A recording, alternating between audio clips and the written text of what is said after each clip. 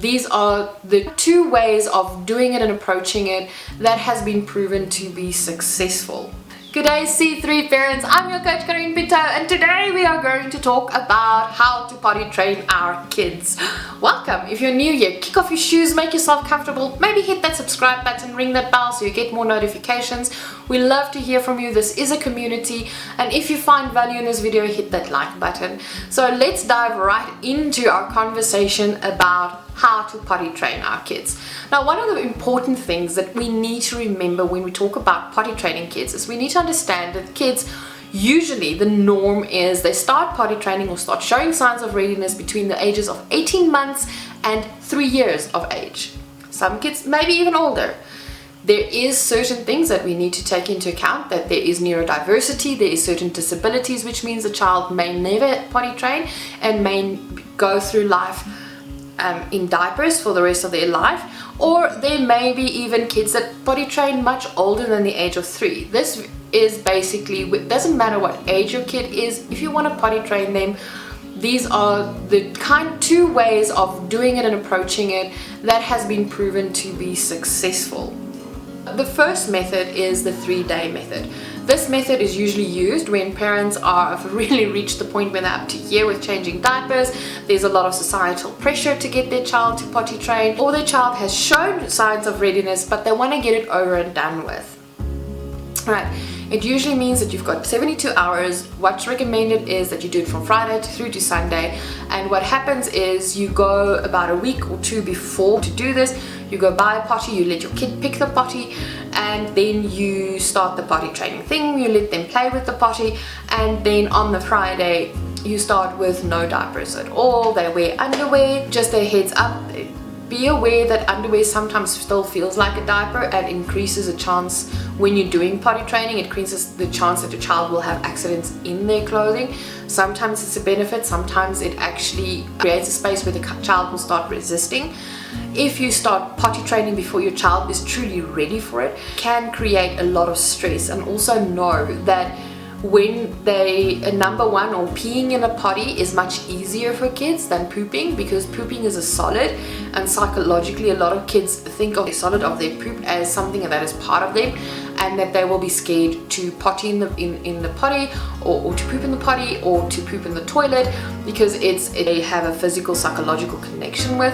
And then what will happen is, if we force them to potty train, if we try to potty train them before they're truly ready, they will feel like a lot of things is out of their control, but they can control this, and then they will withhold pooping, and then they can get compacted, and sometimes that compaction actually needs to be surgically removed. So whenever we endeavor on the journey of potty training, it is extremely important, whether you do the 3-day or whether you do the follow their lead potty training, that you need to be extremely sure that your kid is ready. And if you look at the link up here at the top, we'll give you the 6 signs of readiness so that you can look into when do I start the potty training journey. So back to the 3-day one. Sorry, I derailed myself completely here.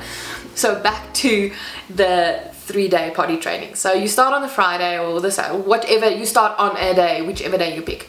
And you have to be consistent. This means it's going to be intensive 72 hours where you let your kid run around either with underwear or without underwear, and they play with the potty. You give them lots of food and drink, and remind them or let them sit on the potty every half an hour, and so that they get used to and actually experience success.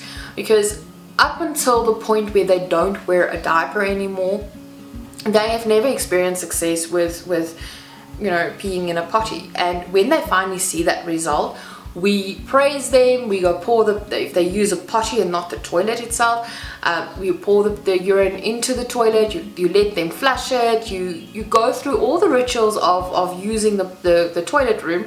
Yes, check when the signs of readiness, why I ended up on toilet room, but yes, in the toilet room. So they want to let them engage with the toilet, and you go through that whole thing. And if they poop, not all kids will be scared to poop in the potty, but a lot of kids are. And if they finally poop in the potty, praise it and reward it. And you do that for 3 days. So it's consistently asking your child literally for 72 hours. Do you need to go to the toilet? Do you need to go? Let's do a bladder check. Let's go sit on the potty, let's play on the potty, let's play with the potty. So you're gonna have to clean it properly, you're gonna have to sterilize it, but basically having lots of toilet humor for that 3 days. If they have an accident, not shouting, not screaming, but just saying, oh, okay, that was an accident, and we clean that up. And that's the 3-day method. There's not really much to it. The 3-day method also has a reward chart system.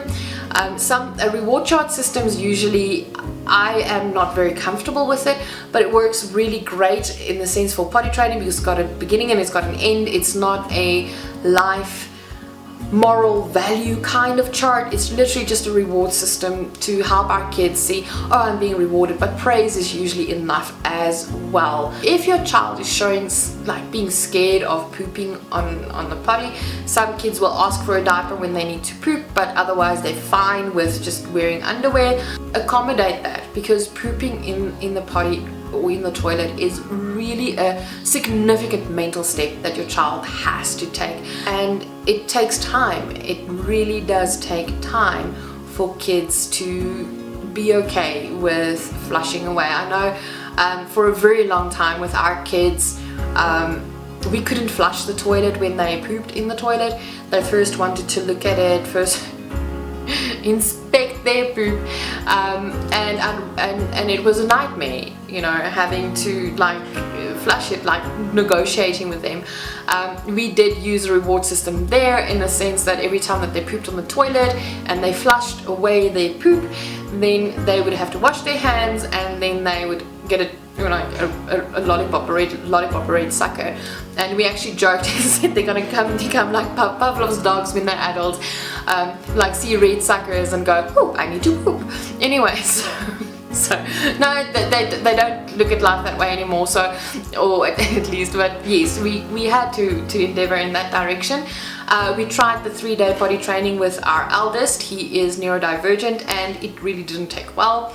And then we decided to step back. We were under a lot of pressure due to the creche that our kid was in at that particular point in time, that he could not move on to the next class or the next age group with his peers because he wasn't ready to potty train. And so we tried to force it, and it just went complete, you know, it blew up in our face. But a lot of parents have success with neurotypical kids, have huge success with the 3-day one. So the issue that we had with the 3-day one is nothing to do with the fact that the 3-day potty training method is unsuccessful. It's just not ideal for neurodivergent kids.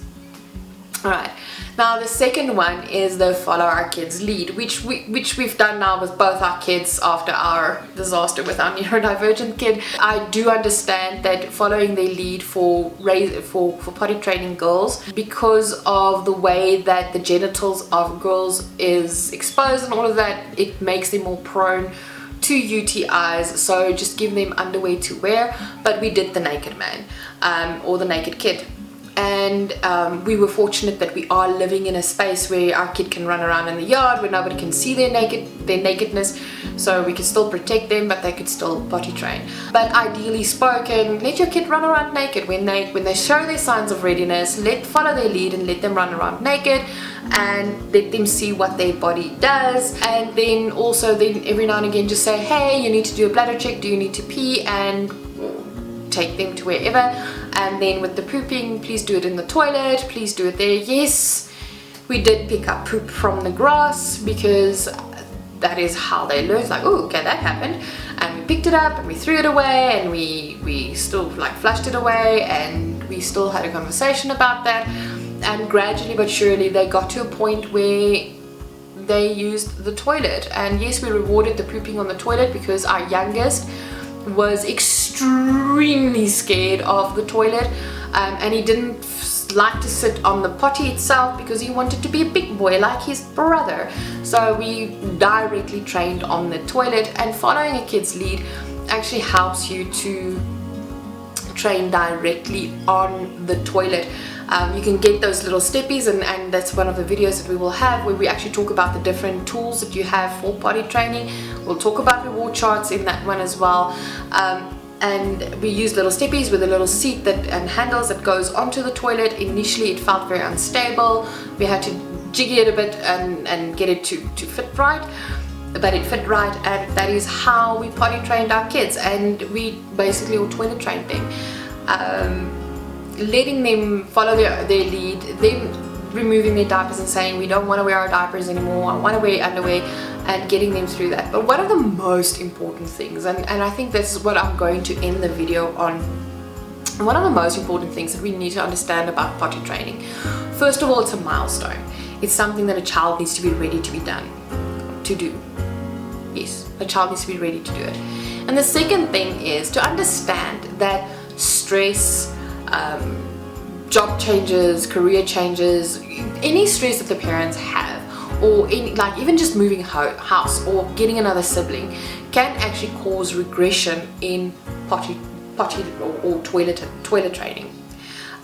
They might start wetting their bed again. They might need a diaper again for a little while. And the reason being is that kind of stresses plays such a big impact on the brain, and because their brains are not that mature yet or not fully matured, it is easy for them to find regression, especially in the potty training area. And it's usually where we see the most significant regression, because it's something that we can see. You were capable of not wetting your pants and now you're doing it. You were capable of pooping on the toilet, but now you're not doing it, you're pooping in your pants. Sometimes kids also get distracted, especially in the early days after potty training. They get distracted and they play, and then they forget to read the signals of their body, and they constantly need reminders, and they're still gonna have accidents. Please never punish a child or any person for wetting their pants or pooping in their pants. It is usually an accident because they were distracted, they're still immature brains, they're still immature with life things, but it happens, it really happens. Can you imagine if you need to go to the bathroom, you can't get to the bathroom fast enough, and you wet your pants, and then your spouse punishes you for wetting your pants? It's embarrassment enough. Please don't punish them for wetting their pants or pooping in their pants or having accidents. It really is an accident. We all make mistakes, and this milestone is one of those things that can regress and can lead to mistakes or moments where they forget, or where they registered too late, like, oh, I need to go to the toilet, and the toilet is too far away. Or they're playing and they're like, oh, I can maybe hold a little bit longer. We've all done that. And then they miscalculate their ability to hold on or hold their pee. So please have that kind of patience and compassion with our kids. I can guarantee you they do not poop and pee in their clothes to upset you or to show you, like, oh, I'm going to show you something. They're not vindictive. They made an accident. So keep that in mind, especially if you have dramatic changes. There's so many parents that during the corona lockdown has said, well, my child all of a sudden, they were day trained and all of a sudden they started peeing their pants again. Yes, because the whole life has changed. All of a sudden rhythms changed. Life was upside down for them. That is one of the things that goes out the back door, is potty training, when life feels like it's going upside down for your kids. The moment a child if nothing significant happened in the household and your child starts wetting the bed again, but they're attending school or they went for a play date at other people's homes or things like that, take into account that then something may have triggered it, and you need to have a serious conversation with your kid. And you need to seriously look at what's going on, especially when they're much older, because stress and trauma can trigger bed wetting. It's one of the signs of significant trauma, things that went wrong. And on that note, this is goodbye. Not goodbye forever. I'll see you guys in the next video. Please comment down below, what was your potty training journey with your kids?